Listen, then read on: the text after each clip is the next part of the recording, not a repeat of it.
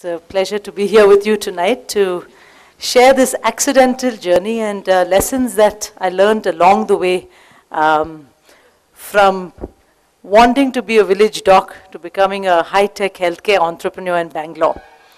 Ever since I can remember, I've wanted to be a doctor. I think in 4th grade, I decided I wanted to be a doc and live in India and work in a village in India. Of course, life takes its own turns, and I landed up in the United States at Yale University.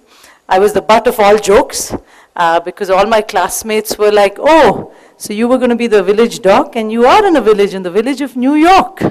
So I had to bear that for all the 9 years that I was in the United States. But I think it was a fabulous learning, and my heart remained in India. So finished training there, became a specialist for hearts of little kids, and got on the next flight back to India. From village doc in New York, back to Bangalore. This was 1999. Healthcare wasn't booming as it was today. So I came back, I got a job at a local hospital as a cardiologist for kids. My husband was a radiologist. We'd got married in the US, well-trained, All India Institute, Cornell, Yale University. Comes back to Bangalore, no job. So there were a couple of hospitals in town. He went hospital to hospital, and everyone was like, no, you're overqualified. We already have our positions filled, and so on and so forth.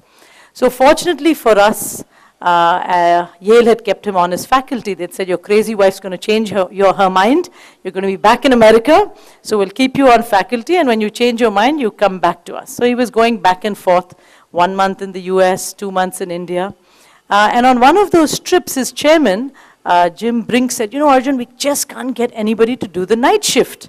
America, you know, the docs are earning well. Nobody wants to stay up at night working anymore. So Arjun's like, Jim, I'll work for you from Bangalore. It's daytime in Bangalore. It's nighttime in New Haven. And Jim looks at him and goes, that's a great idea. You're already a Yale faculty member. Let's do it. So Arjun calls me up from the US, and he says, guess what? I don't have a job in India. But Jim says I can work for Yale from Bangalore. So my first reaction was, you've got to be kidding. I mean, it just seemed so incredulous that, you know, he could even imagine that he's going to come back to Bangalore and be working for Yale University. And I think my learning from that is that there are plenty of good ideas. No idea is too crazy.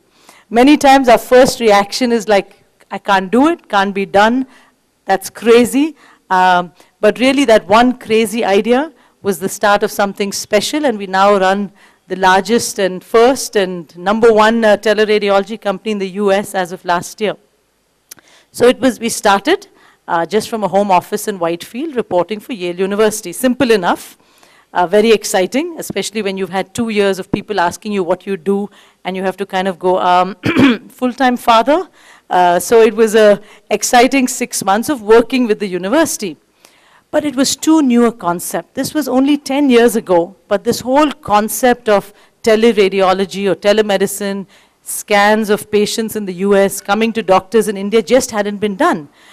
It was too early a concept, and within 6 months, the chairman called and said, you know, Arjun, it's a great idea, but we've got to end the program because nobody can understand why the patient scans have to be going to India.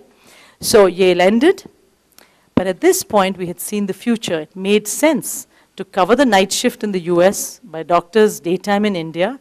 And we're like, well, even if Yale doesn't want to do it, I'm sure there are other people who would want to. And so we set up a company, because in India you have to set up a company, and rupees 1,000 to an engineering student in Mysore. And we were on the World Wide Web, 2002. There were many challenges. I think India is not an easy place to set up a venture like that. Somebody would be going outside the office in Whitefield and cut the internet, so you have no bandwidth, no electricity. And we were not essentially business guys. We were doctors who'd moved back to India to work here, to do good, to help the patients we could see. We had really no business background, no senior management, no idea on how to do this and how to run this fledgling company. So we essentially learned through trial and error, a lot of gray hairs and a lot of, oh my God, what are we doing? But my learning through that time, when we started small and hit roadblocks but kept going, was believe in yourself and stick it out. Essentially, and this was 10 years ago, it's taken us 10 years to build a credible company in this country, but we couldn't have done it if we hadn't stuck it out and just believed, created backups for backups, and continued to grow. Interestingly, in 2003, we actually had a buyout offer. At that time, I was earning 18,000 rupees a month as a pediatric cardiologist. This little company we had set up was covering one hospital in the US, and we had a buyout offer for $1 million. So it was one of those moments you look at each other going, well, I could retire, and then we're like, well, what would we retire and do? We were in our 30s, we were never driven by money. If we'd been driven by money, we probably would have stayed on in the US. We were driven by wanting to create something special in this country. And so we went back and forth, and eventually we did not accept the offer. And in fact, Mr. Bagchi, in his article when he interviewed us, said that money very early on in a company's life can be a one-way ticket to oblivion. And essentially for us, I think not selling out at that point and deciding to stick it out on our own looked tough, but in retrospect was the best thing we had done. And by learning from that was have conviction. If you have an idea and you think you want to make this work, then just because something easier or quick money comes along, don't give up on it. So we didn't sell, continued on this journey, struggling through with internet and electricity and so on and so forth. In November of 2006, we built a campus in Whitefield, and this is where we operate from. The students are welcome to come. We get interns from high school students. And at that time, when we started building it, we had 20 employees. So at this point, even our board thought we were a little crazy. They're like, you have 20 employees, and you're building 70,000 square feet? And we were like, well, you know, we're going to grow into it. We've seen the future. There is a future in this space of telemedicine, teleradiology, technology in healthcare, and we will grow into this space. So we're building this space. And my learning was dream big. I think many times we are limited by our minds. By our minds telling us that something can be done or cannot be done. Of course, for this, I must thank the Entrepreneurs Organization for which we're a part. Because as a doctor, I tend to be very tunneled. It's my patient and him getting better, which is fabulous. Fabulous for that patient, fabulous for me. Most doctors, we don't tend to think of very large things and much bigger things. And this was a process of learning to go from kind of dreaming to dreaming much bigger. And I think for me and for all of us, this is lessons of life that, you know, don't pre-decide what we're going to be doing and how small or big we're going to be. So this was one example, and over the years we have grown into this space. We have over 400 employees now, and we provide teleradiology now to hospitals all over the globe. So essentially a CT scan or an MR or an ultrasound or an echo is done in some part of the world. The images come here to Bangalore, and we have radiologists now all over the world, and the reports go back. So we primarily started off covering the United States, their night, our day. But over time, we were approached by the Singapore government. It used to take them 4 days to get a report on Singapore because they only had 70 radiologists on the island. So we started working with Singapore. And what is closest to my heart is now the work we've been doing in Africa. So if you look at Africa, there's a huge number of patients, huge burden of disease, huge shortage of specialists. So there's incredible need, and for businesses like ours, incredible opportunity. So you take a place that has great need and great opportunity and fix it to people who are willing to service that need, and you have something really special in the healthcare space. So we started working in Africa last year. Now we cover centers in Nigeria, Djibouti, Tanzania, Ethiopia. We just signed in Zimbabwe. And my learning was, use the same domain. We use the domain that we had working for hospitals in the United States, for patients in the United States, and used it to put it to good use in Africa where there was the greatest need. And from great need comes great opportunity, and from doing it well, the sky's the limit.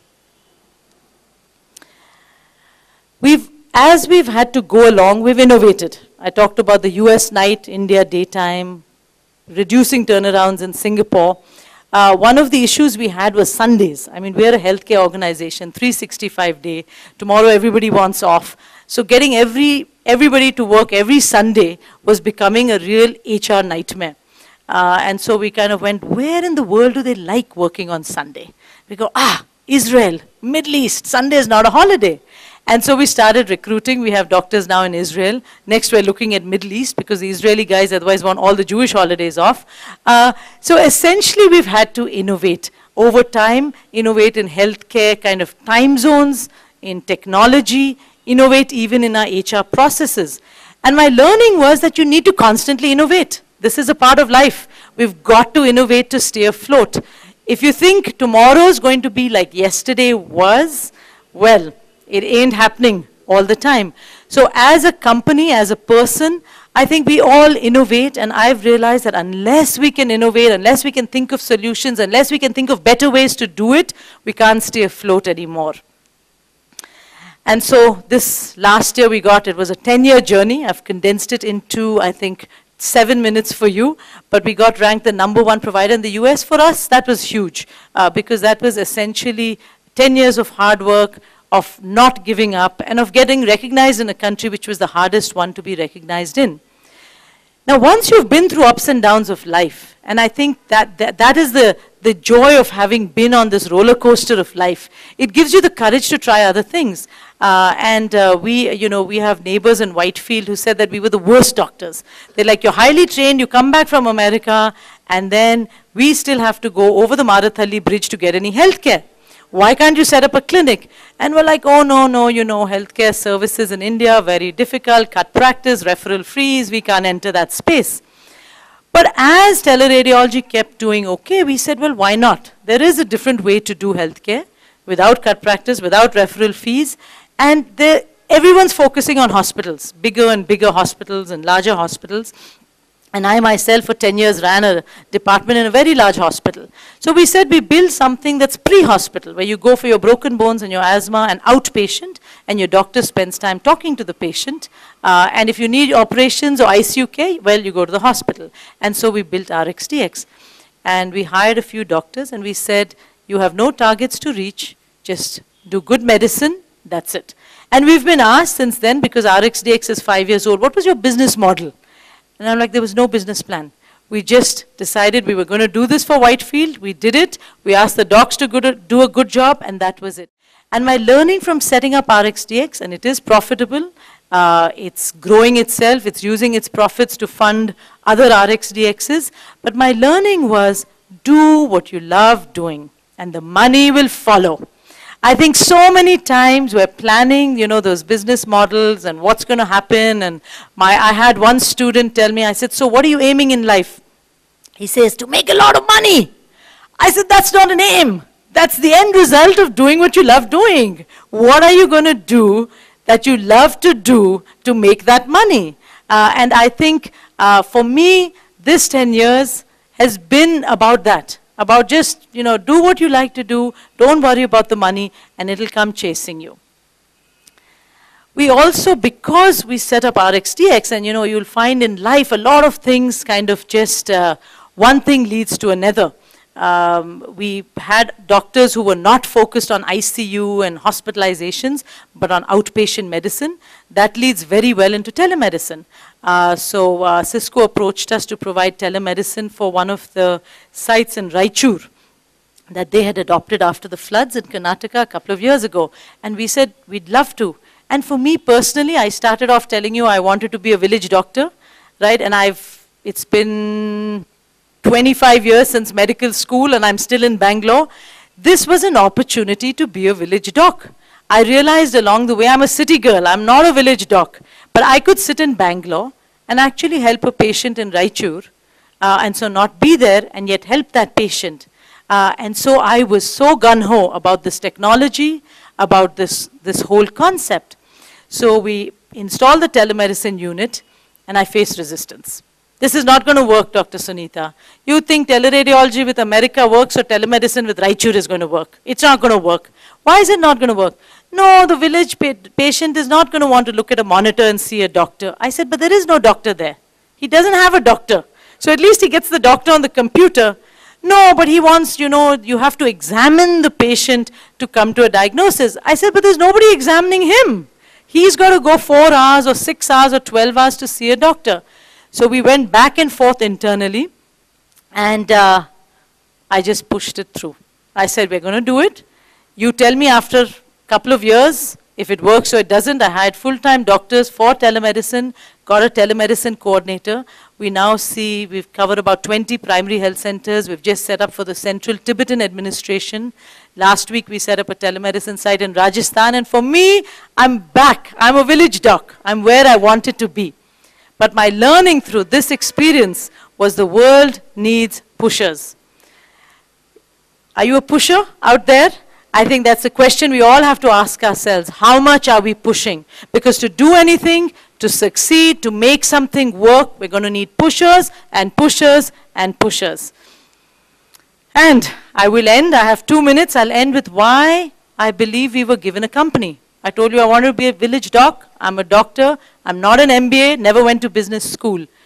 But I believe we were chosen for a reason. In our country, without a diagnosis, you can't get a treatment. There are many parts of our country where you cannot get a diagnosis. Patients will get on a train, they'll get on a bullock cart, they'll go 1,000 miles to find a doctor that they trust, to get a diagnosis and to get treatment. And therefore we set up using, again, the same domain, working with the United States, the same technology, the same know-how, set it up for remote parts of India. And we've been covering hospitals such as the Ramakrishna Mission Hospital. This is in Arunachal Pradesh, population of 1 million, 1 CT scanner, no radiologist. So they weren't using the CT scanner because there was no one to help them, tell them what was wrong with the patient. And now, since 2007, we've been working with the hospital. Images come over to Bangalore for reporting.